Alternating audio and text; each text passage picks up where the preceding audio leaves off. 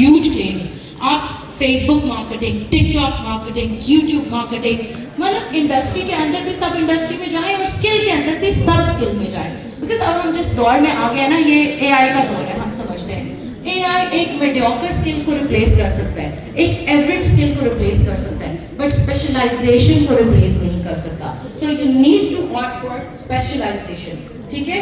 Niche, specific skill, digital presence and communication, ये चार चीजें अगर आपके पास हो तो आप क्रेजी मनी कमा सकते हैं। आप चाहते हैं डॉलर्स की बारिश हो जाए तो वाकई डॉलर्स की बारिश हो सकती है अगर आपने एक स्पेसिफिक नीश, स्पेसिफिक स्किल, उसकी डिजिटल प्रेजेंस और उसके ऊपर कम्युनिकेशन के ऊपर काम किया। सो नीश कैसे फाइंड आउट करते हैं? लेट्स से एक एक्सरसाइज होती है इकिगाई, damkash.com पे मौजूद है, फ्री में अगर देखना चाहें। इकिगाई क्या होता है कि आपने अपनी फिगर आउट करनी होती है पैशन लिस्ट। वो एक शेर है, शौक हो राहनुमा तो कोई मुश्किल ना रहे, शौक मुश्किल से मगर राहनुमा होता है। तो आपने अपना शौक फिगर आउट करना है, आप किस चीज के लिए बने हैं, बचपन से आपको किस चीज का शौक था, आपके दोस्त क्या कहते हैं आप किस चीज में अच्छे हैं। लेट्स से किसी को खाना बनाने का शौक है, किसी को योगा करने का शौक है, किसी को फुटबॉल का शौक है। सो अपनी नीश वो रखें जो आपके शौक से सिमिलर हो। Make a list of your passions, बना लें 4-5 अपने पैशन की लिस्ट बना लें। उसके बाद आप जाएं गूगल कीवर्ड रिसर्च पे या कीवर्ड क्लाउड पे और देखें कि जो मैंने लिस्ट निकाली है पैशंस की, इनको जब मैं कीवर्ड रिसर्च में जाता हूं तो किसका वॉल्यूम हाई और कंपटीशन लो है। वॉल्यूम हाई और कंपटीशन लो है, वो वाली नीश आपने अपने लिए सिलेक्ट कर लेनी है। ये हर्ड मेंटालिटी से नहीं चलना कि फलाने ने ये काम किया तो इतने पैसे कमा लिए, मैं भी कमा लूं। हर बंदे की अपनी एक खसूसियत होती है, आपने अपने शौक के साथ चलना है, क्योंकि अगर आपका शौक नहीं होगा आप कुछ ऐसे में बोर हो जाओगे। सही है? सो फर्स्ट थिंग आपने नीश सेलेक्ट कर ली। सेकंड थिंग है अब आपका स्किल। स्किल के ऊपर भी लाइक आई सेड, आपने पूरा डीएम एक्सपर्ट बनने की कोशिश नहीं करनी और ना इतने बड़े क्लेम्स करने हैं, because even clients can tell. Customers बहुत अवेयर हैं आज के ज़माने में। आप किसी को बस जाके कह दो मैं डीएम एक्सपर्ट हूँ और वो आपसे कोई ऐसा क्वेश्चन पूछ ले, या बैकलिंकिंग का, आप अक्सर लोगों से मैं बात करती हूँ, उनको बैकलिंकिंग का, SEO, off site SEO, technical SEO, इन चीज़ों का पता ही नहीं होता एंड दे आर सेइंग कि मैं डीएम एक्सपर्ट हूँ, तो फिर आपकी क्रेडिबिलिटी नहीं रहती। तो आप एक स्किल उठाओ, बेशक सिर्फ टिकटॉक मार्केटिंग को ले लो, it's very hot and very profitable, ठीक है? बेशक फेसबुक मार्केटिंग ले लो, पिंटरेस्ट ले लो, कैनवा ले लो, कोई भी स्किल छोटा या बड़ा नहीं होता।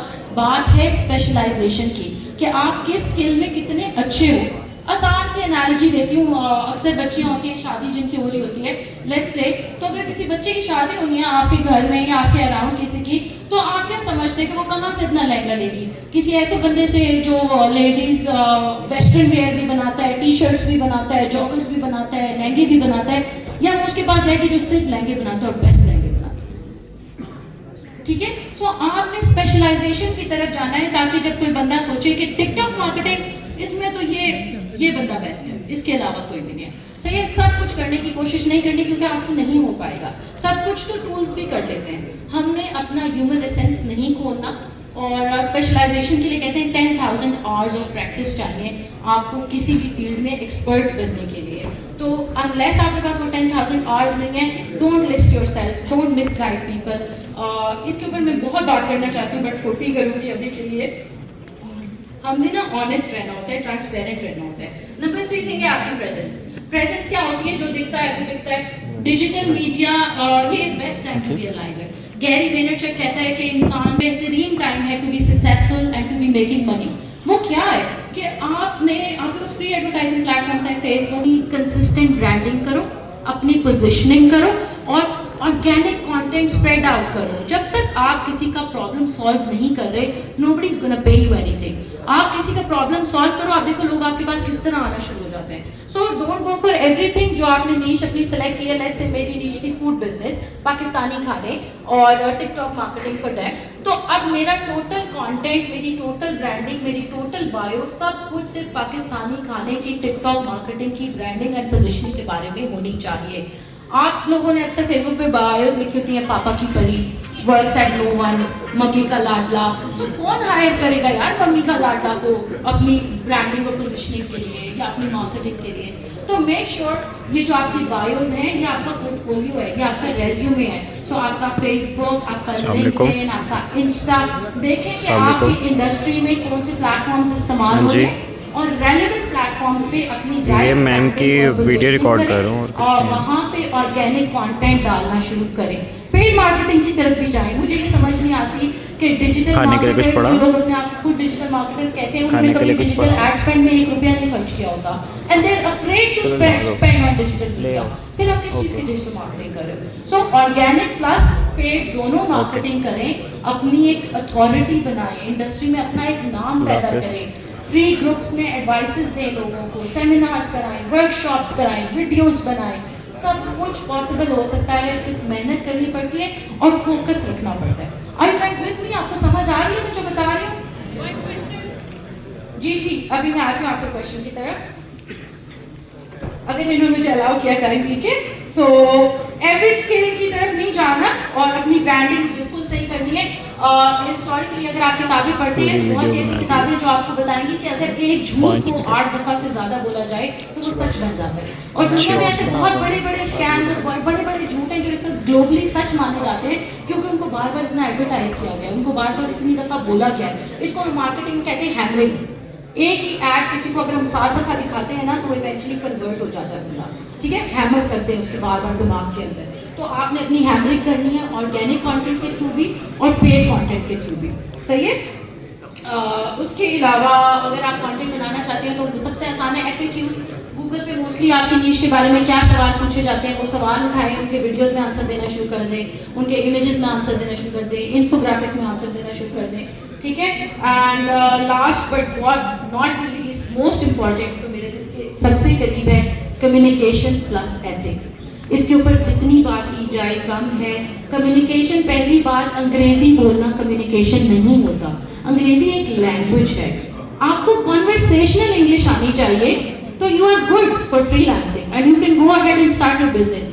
लेकिन communication is a lot of other things. आपका नॉन वर्बल जेस्चर क्या है, आपका साइकोलॉजिकल कमांड कितना है, आपकी रैपट कितनी अच्छी बिल्ड हुई है अगले बंदे के साथ, आप अगले बंदे को आंखों में देख के बात कर सकते हो, आप उसको कितने पैसों पे क्लोज कर सकते हो। It all comes from your art of communication.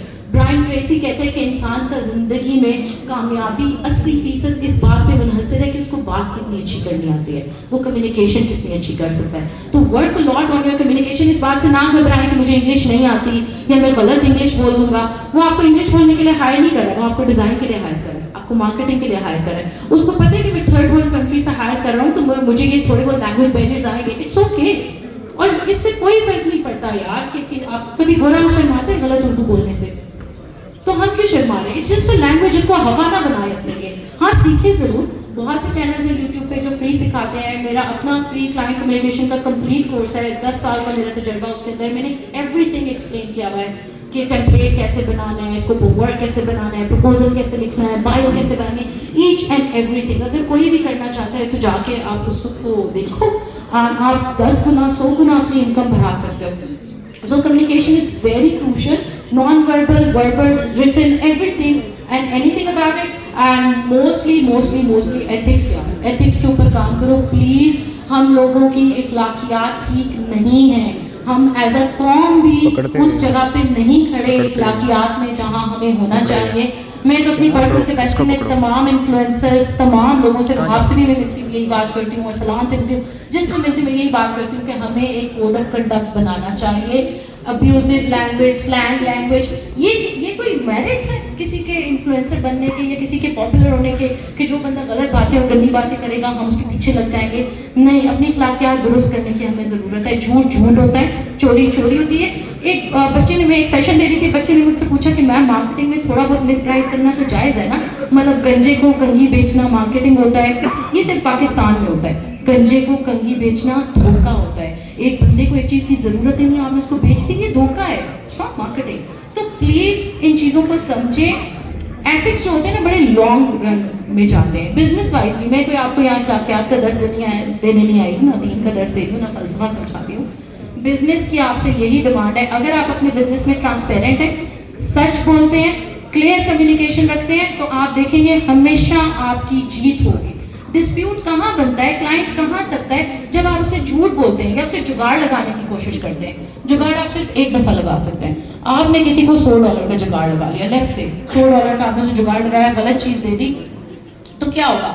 आपने अपने लिए $1000 का रास्ता बंद कर दिया, मे बी आपने अपने लिए $10,000 का रास्ता बंद कर दिया और अपने जैसे 100 और लोगों का रास्ता बंद कर दिया। सो कम आउट ऑफ दिस जुगाड़ माइंडसेट। अल्लाह ने जो आपका रिस्क लिखा है आपको उतना ही मिलना है।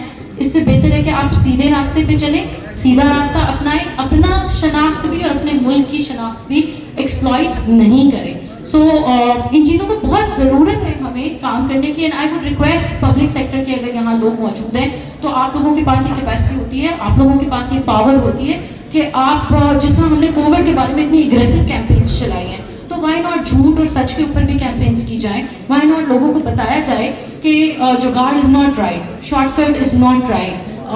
लॉन्ग रन में अगर हमने, brand is always long term, sales एक शॉर्ट टर्म थिंग है, ब्रांड हमेशा एक लॉन्ग टर्म थिंग है। और अब हम जिस दुनिया में रह रहे हैं ना, हमारे डिजिटल फुटप्रिंट्स हैं, ऐसा नहीं है कि आप किसी के साथ चोरी करके, स्कैम करके, धोखा करके डिसअपीयर हो जाओगे और दोबारा स्टार्ट कर लोगे। No, it's not gonna happen.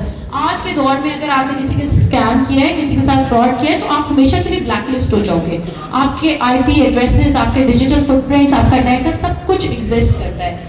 तो डाटा के डर से ही कर लो यार, अल्लाह के डर से नहीं कर रहे हो तो डाटा के डर से कम से कम कर लो, बट एथिक्स को सीधा करो, अपनी अखलाकियात को, अपनी मॉरल वैल्यूज़ को काइंडली, इन चीज़ों पर बहुत काम करने की ज़रूरत है। पोलाइटली भी हम किसी को बता सकते हैं। Let's say I am working with a client, मैं नहीं डिलीवर कर पा रही, तो मैं उसको पोलाइटली बता दूं कि सर या dear John, whatever, I'm really sorry but I'm not able to make the deadline because of this and this.